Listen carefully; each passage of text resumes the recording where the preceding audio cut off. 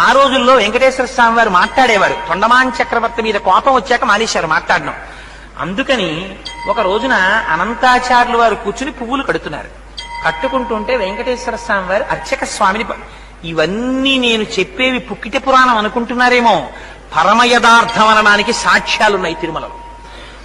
ఆయన పువ్వులు కడుతుంటే ఈయన నిష్ఠ ఎంతో చూద్దాం అనుకున్నారు వెంకటేశ్వర స్వామి. అర్చకుల్ని పిలిచి అనంతాచార్యుల్ని అర్జెంటుగా రమ్మంటున్నానని చెప్పు, వెళ్ళి కబురు చెప్పన్నారు. అర్చకులు వెళ్ళి అనంతాచార్యులు నీతో మాట్లాడాలట వెంకటేశ్వర స్వామి వారిని మీరు రమ్మంటున్నారన్నారు. ఈయన హాయిగా ఒక బాసును పెట్టేసుకుని ఆ పువ్వులు కట్టుకుంటున్నారు. ఈయన అన్నారు ఆయనకేం పనా పాడా, హాయిగా పీఠం ఎక్కి నించుంటాడు. అందుకని వాణ్ణి వీణ్ణి అందరినీ పిలిచి కబుర్లు చెప్తానంటాడు. నేను ఒక్క అరగంట ఆలస్యం అయిందా ఈ మొగ్గలు బాగా విచ్చుకుపోయి రేఖలు ఉడిపోతాయి. అప్పుడు ముట్టుకుని కడితే రేఖలు ఉడిపోతాయి, అందం ఉండదు. అందుకని నేను మా గురువు గారు రామానుజాచార్యుల వారికి ప్రమాణం చేసి వచ్చాను, మంచి పూలదండలు కట్టి వెంకటేశ్వర స్వామి వారికి సమర్పిస్తానని. అందుకని ఇప్పుడు రాను, నాకు కుదరదన్నానని చెప్పన్నారు. అంటే అర్చకులు అలాగే వెళ్ళి చెప్పారు, ఆయన రారటండి ఇప్పుడు. అంటే ఏం చేస్తున్నాడన్నారు. మీకు పూలదండలు కడుతున్నట్ట, మొగ్గలు పాడైపోతాయిట, ఆయనకేం పనా పాడా అన్నాడండి అన్నారు. అంటే సరేలే అని నించున్నారు స్వామి. ఈయన తర్వాత పుష్పమాలికలన్నీ కట్టుకుని బుట్టలో పెట్టుకుని దాన్ని భుజానికి తగిలించుకుని లోపలికి వెళ్ళారు గుళ్ళోకి. వెళ్ళి ఈ పుష్పమాలలన్నీ అలంకారం చేద్దామని గడప దాటి చేతిలోకి తీసుకుంటున్నారు.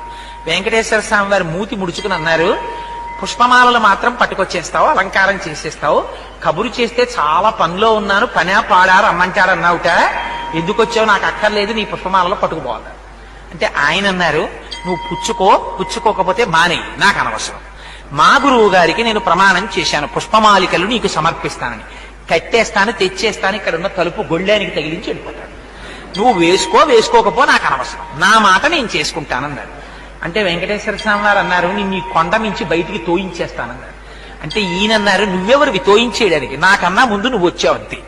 ఇక్కడ నువ్వు 100 గజాల స్థలం వరాహస్వామి దగ్గర పుచ్చుకున్నావు, నేను మా గురువు గారి మాట ప్రకారం ఇప్పటికీ ఏటీసీ కాటేజెస్ అంటే అనంతాళ్వార్ ట్యాంక్ కాటేజెస్ అవే, నేను చెరువు తవ్వి నువ్వు పూలు కట్టడానికి వచ్చాను. మిగిలిన వాళ్ళకి భగవంతుడు ఉంటాడేమో, నాకు భగవంతుడు రామానుజాచార్యులు వారి నాకు గురువు, నాది మధుర కవి కైంకర్యం అన్నారు. మధుర కవి నమ్మాళ్వారులనే పూజించేవారు, నమ్మాళ్వార్లు వారి గురువు గారు, నమ్మాళ్వారుల్లోనే భగవంతుడిని చూసేవారు. అలా నాకు కూడా మా గురువు గారైనటువంటి రామానుజుడే సమస్తం. ఆయనకి మాట ఇచ్చాను, నువ్వు వేసుకుంటే వేసుకోవాలి, అతే మానే, ఇదిగో ఈ పూలదండలు తీసుకెళ్లి తలుపు గొళ్ళానికి పెట్టేస్తున్నానని వెళ్ళిపోతున్నారు. వెంకటేశ్వర స్వామి వారు పరిగెత్తుకొచ్చారు, ఈయన పరిగెత్తుకుపోతున్నారు. ఎదురొచ్చి పట్టుకున్నారు. అంత కోపం అయితే ఎలాగో అనంతాచార్యులు, నువ్వు ఎంత బాగా కడతావో, నీకు అసలు ఉన్న నిష్ఠ ఏమిటో చూద్దామని రమ్మన్నానోయ్ అని గట్టిగా కౌగిలించుకుని ఆయనతో 4 కులాసా కబుర్లు చెప్పి సంతోషపెట్టి పంపించారు. అనంతాచార్యుల వారి వైభవం అంటే ఏమిటో తెలుసా అండి? ఆయనకోసారి జ్వరం వచ్చింది, గుళ్ళోకి వెళ్ళడం మానేశారు. మానేసి శిష్యులకిచ్చి పూలదండలు పంపిస్తుండేవారు. పంపిస్తుంటే ఆయన మంచం మీద పడుకుని ఉంటే వెంకటేశ్వర స్వామి వారు అర్చకుల్ని పిలిచి, రావట్లేదే అనంతాచార్యులు 3 రోజుల నుంచి అని అడిగారు. ఆయనకి తెలియదా? అడిగితే అర్చకులు అన్నారు, కొంచెం జ్వరంగా ఉందండి, పడుకున్నాడన్నారు. మీరు వెళ్ళి అడగండి, జ్వరం తగ్గకపోతే వెంకటేశ్వర స్వామి వారు డాక్టర్లని పంపిస్తారట, వైద్యుల్ని, తగ్గిందా లేదా ఇంకా ఎక్కువగా ఉంటోందా అడిగి రమ్మన్నాడని అడిగిరండి అన్నారు. అర్చకులు వెళ్ళి అడిగారు. ఎంత కోపం వచ్చిందో తెలుసా అండి అనంతాచార్యుల వారికి? మీరు చదవాలి ఎప్పుడైనా. అనంతాచార్య దివ్య పురుష వైభవము అని ప్రత్యేక పుస్తకం ఉంది. అందులో దాన్ని సంస్కృతంలోనూ ద్రవిడ భాషలోనూ ఉంటే దాన్ని తర్జుమా చేశారు. అందులో అని అడిగితే ఆయన కోపం వచ్చి అన్నారు, చాలా ఎంత దయాళు అయ్యా మీ ప్రభు, ఐశ్వర్యవంతులతో సంధ్యావందనం చేయించేవాడు మీ ప్రభు, వెళ్ళి రమ్మనన్నారు. అంటే వాళ్ళు వెళ్ళి ఇదే మాట చెప్పారు. అసలు మూతి ముడుచుకుని మీ మీద విసుక్కుంటున్నాడండి, నాకు వైద్యుల్ని పంపిస్తాడా? అబ్బో అంత ఖాళీ దొరికింది ఏమిటి ఆయనకి, ఐశ్వర్యవంతులకి సంధ్యావందనం చేయించేవాడు, ఆయన నాకెందుకులే సేవ చేయడం అన్నారండి అన్నారు.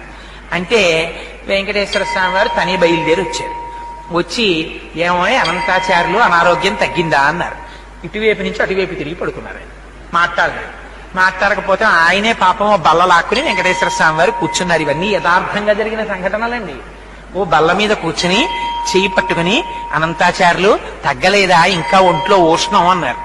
అంటే పాపం మీకు ఇప్పటికి తీరుబడి దొరికింది, మిమ్మల్ని నమ్ముకుని కొండ మీదకి వచ్చి ఈ నేల నుంచి పుష్పకైంకర్యం చేస్తున్నాను, 3 రోజులు అయింది జ్వరం వచ్చి పడి మంచాన, వచ్చి నన్ను పలకరించడానికి తీరుబడి కుదరలేదు, వైద్యుల్ని పంపిస్తానన్నావుట, ఏం పాపం నువ్వు వచ్చావేం ఖాళీ దొరికిందా అన్నారు. అంటే పోన్లేవయ్యా, మనస్సంతా కష్టపెట్టుకోకయ్యా, నీకు జ్వరం ఉందో లేదో చూద్దామని వచ్చాను, అనంతాచార్యులు నన్ను చూడాలన్న భక్తే తప్ప వైద్యులతో వైద్యం చేయించుకుందామని కూడా నీకు కోరిక లేదేమిటో, చూడు నీకు ఎలా తగ్గించేస్తానో అని ఒళ్ళంతా. పాపం వెంకటేశ్వర స్వామి వారి వాత్సల్యం అంటే చూడండి, మనం ఒక్క అడుగేస్తే చాలు ఆయన 10 అడుగులు వేస్తాడు. ఒళ్ళంతా తడిమేర పడుకున్నటువంటి అనంతాచార్యులు వారిది. ఆయనకి జ్వరం అంతా తగ్గిపోయింది. లేచి నిలబడి కపాల కాళ్ళ మీద పడ్డారు. పడి, స్వామి అలకొచ్చేసింది, ఏం చెయ్యమంటారు? ఎప్పటి నుంచో ఈ శరీరానికి ఉండిపోయిన ఉద్రేకం, అహంకారం, మీరొచ్చినా కూడా అంత కోపంగా మాట్లాడాను. మీరు రాలేదని మనస్సులో ఉన్నటువంటి వ్యగ్రత చేత అలా మాట్లాడాను. మరోలా అనుకోకండి స్వామి, నన్ను క్షమించండి అని ఆయన కాళ్ళ మీద పడ్డారు. అనంతాచార్యులు నిన్ను క్షమించడం ఏమిటో అని పొంగిపోయి కౌగిలించుకుని పాపం గుళ్ళోకి వెళ్ళారు వెంకటేశ్వర స్వామి గారు.